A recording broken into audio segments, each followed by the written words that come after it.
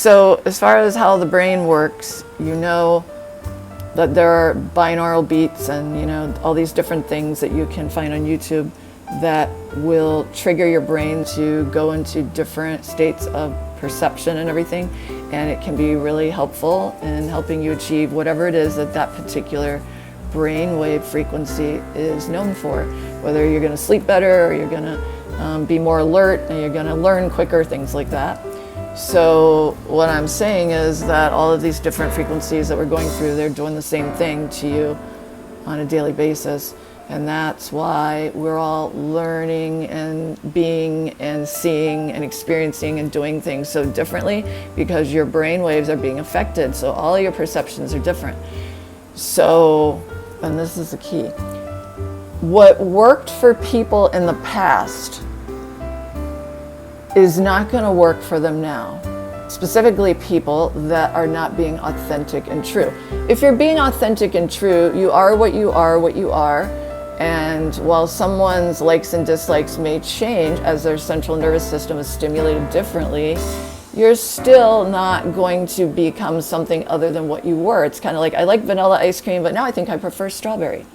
So that's kind of how people would be moving around, people who are authentic. But for the people who have been living in a lie, who have been intentionally creating illusions, pathological liars, whatnot, the way they are perceived, the way that they're exposed is going to be massive, because at higher frequencies, and we're moving into a higher frequency, as you activate more parts of the brain, everyone's perceptions and understandings and everything become sharper. Well, then the little amateur magician trick is not quite so effective anymore. And this is what we are moving into right now.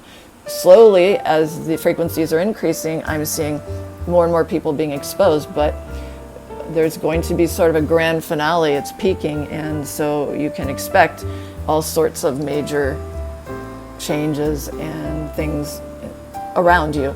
Now, not just on the international and national stage, but around you, in your family, in your friend circle, in your work and everything. If it has not been happening to you already, it will be soon. So when you are facing something that you don't want to face, whether it's a person, place, or thing that you have an attachment to, that you had viewed in a positive way, and it was one of your solid foundations. When you have an attachment, it's like, you think, you're comfortable with it, you know it inside and out, you don't have to analyze it or think about it, and that's when it becomes a part of your foundation, something really comfortable and solid for you. In any foundation, there are going to be weak links, there are going to be people and things that are just not what they appear to be, they're not authentic, and that can be debilitating for people. And that's when you go into the whole cognitive dissonance thing. You just can't believe it. You don't want to believe it, and it can cause a psychological trauma. You can think about, in the past, the times when someone betrayed you, or they turned out to be completely different than what you thought, and then you look back, you will often find that you had all the warnings in your central nervous system, your intuition, your chakra system, that it was there, that you had ignored it.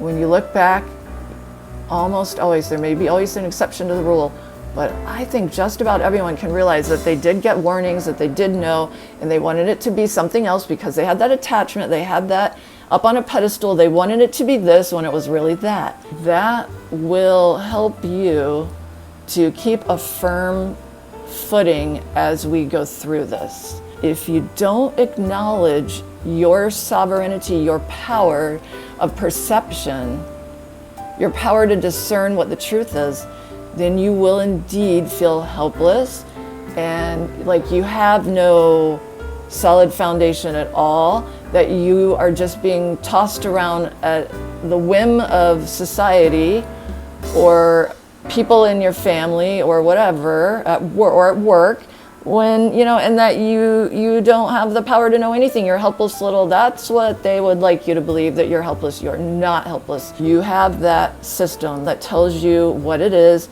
in your gut, start honing it every day, look back and realize when you were wrong that you did indeed know. Remember that feeling so that you can ground yourself. So as you find things happening, listen to that and you won't feel as helpless. You're going to feel more grounded and more in control, and you will realize you always had the tool. It's just the tool was turned off. It was programmed to be turned off so you could be fooled, and you can turn it back on. I'm encouraging everyone to start clearing their chakras, to start breathing and meditating, exploring a little bit, thinking about the past, your failures, your successes, what they felt like. Every emotion that runs through you, runs through your central nervous system, and it's an experience that is registered in there. So we need to get in alignment with that. When you do, you will release blockages like crazy. You're going to feel better. It's going to be just a big wave of healing in the right direction. So that's it for today.